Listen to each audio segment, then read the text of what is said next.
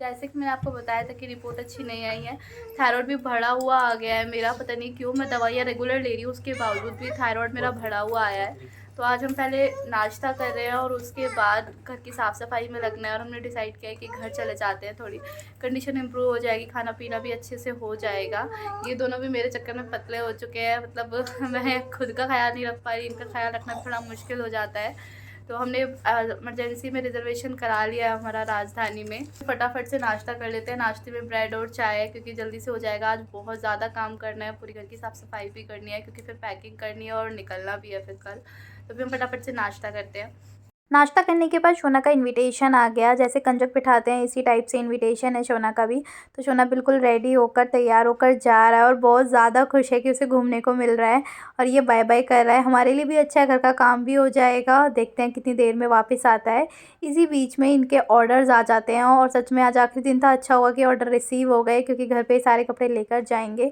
तो बिल्कुल बहुत ज़्यादा खुश हो गए, आप खुशी देख सकते हैं इनके चेहरे पे। फटाफट से इन्होंने अपने ऑर्डर देखे, उसे पहन के देखे और इन्हें पसंद भी आ गए, वरना रिटर्न के लिए दिक्कत हो जाती तो ये भी एक इश्यू हो जाता। हमारा थोड़ा सा ही घर का काम हो पाया और ये ऑर्डर्स देखने में हम लग गए थे। इतने में ही शोना हमारा वापस आ जाता है और ये मेरे शोना की पहली कमाई है फ्रॉम कंजक और बहुत ज़्यादा खुश था। आप देख सकते हैं किस तरीके से किसी कर रहा है, प्यार कर रहा है। और जब मैं उसे ये नोट वापस ले रही थी तो मुझे दे नहीं रहा था, पता नहीं उसे क्या लगाव हो गया था। मतलब बच्चे बड़े समझदार होते हैं, हालांकि इसे पता नहीं है कि पैसे से भी चीज़ आती है। घर की साफ़ सफ़ाई करते वक्त ही ना बहुत ज़्यादा थकान हो गई। आप सोचोगे क्योंकि साफ़ सफ़ाई क्यों करनी है जब घर जाना है, क्योंकि आते वक्त ना जब हम वापस आते हैं तो यहाँ बरसात की वजह से हर जगह फंगस लग चुका होता है। तो प्रोटेक्टर, बेडशीट, फ्रिज, किचन, ये सब हमें अच्छे से साफ़ करके जाना होता है ताकि आके इतनी मेहनत ना करनी पड़े।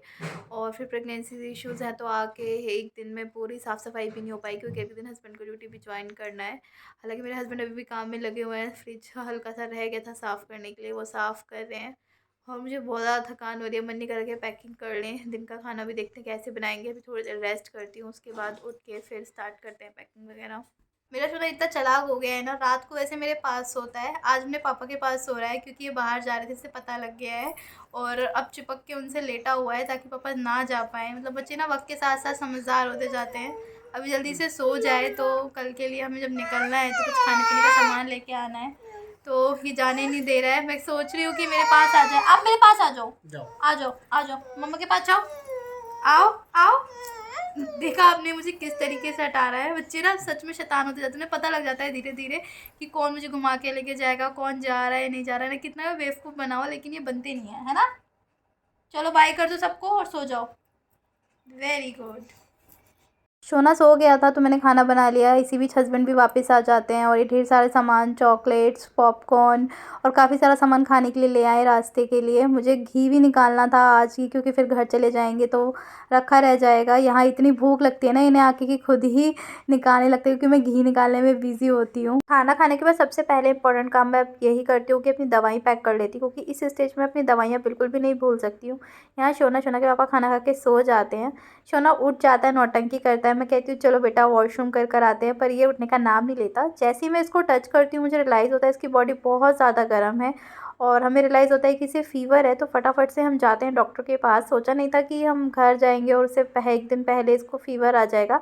हालांकि परेशान नहीं कर रहा था, खेल रहा था, सबसे अच्छी बात ये थी। अब तो डॉक्टर के पास जाते हैं और देखते हैं कि कितना इसको बुखार है और क्या मेडिसिन वो इसको प्रिस्क्राइब करती है। हालांकि बच्चों को ज़्यादा मेडिसिन नहीं दी जाती, बट लेट्स सी। दवाई लेके आ गए हैं बेबी के लिए 101, उसे अभी बुखार है। देखते हैं कब तक उतरता है, उसका बहुत ज़्यादा ध्यान रखना पड़ेगा, कल ट्रैवल भी करना, ऊपर से मेरी भी तबीयत थोड़ी डाउन ही चल रही है अभी। तो अभी उसे दवाई वगैरह खिलाते हैं। ज़्यादा दवाइयाँ तो नहीं लिखी है डॉक्टर ने भी, पैरासीटामोल लिखी है। तो यहाँ बेबी को खिला रहे हैं। पहले दवाइयाँ नहीं खाता था, लेकिन अब धीरे धीरे जैसे जैसे बड़ा होता जा रहा है ना, वैसे वैसे दवाइयाँ खाने लगा है। तो ये अच्छा लगने लगा है मुझे, वरना पहले कपड़े भी बेकार कर लेता था। बड़ी मुश्किल से मैं इसे डर डर के दवाइयाँ खिलाती थी। इसके बाद हम इसकी थोड़ी सी मसाज कर देते हैं, क्योंकि बुखार में इसको रिलैक्स भी हो जाएगा और हालांकि इसे मसाज करना थोड़ा पसंद भी है। इसके बाद हम इसे सुलाते हैं और देखते हैं फिर कितना आराम मिलता है। मेरी जो थोड़ी बहुत बची हुई है पैकिंग वो भी कर लेती हूँ। ऑलमोस्ट हमारी पैकिंग हो चुकी है। एक बैग तैयार हो चुका है, ये दूसरा बैग है, ये भी बस तैयार ही है और एक थर्ड बैग हमें और करना पड़ेगा क्योंकि ट्रेन में बेबी के लिए फ़ूड वगैरह आइटम्स, दवाइयाँ और अपनी भी मेडिसिन्स रखी हुई हैं उसके अंदर। इसलिए 3 बैग हमारे हो जा रहे हैं। कोशिश की हमने कम से कम हमारे पास सामान हो पाए, बट स्टिल इतना सारा सामान फिर भी हो गया है। सच में मतलब इतनी दूर रहते हैं और फिर घर जाते हैं तो बहुत सोचना पड़ता है क्या लेके जाएँ, क्या ना लेके जाएँ। आधी अधूरी पैकिंग है, इसको भी कंप्लीट करते हैं और उसके बाद रेस्ट करूँगी क्योंकि फिर सुबह जल्दी उठना भी है। जल्दी ट्रेन है हमारी, मॉर्निंग की ही ट्रेन है, लगभग 4 बजे मुझे उठना पड़ेगा क्योंकि मैं अपने लिए भी खाना खुद ही बनाने वाली हूँ क्योंकि ट्रेन का मैं नहीं खा सकती अभी प्रेगनेंसी में। तो अभी मैं पैकिंग कर लेती हूँ आधी अधूरी। मिलेंगे हमारे नेक्स्ट व्लॉग में। Bye bye.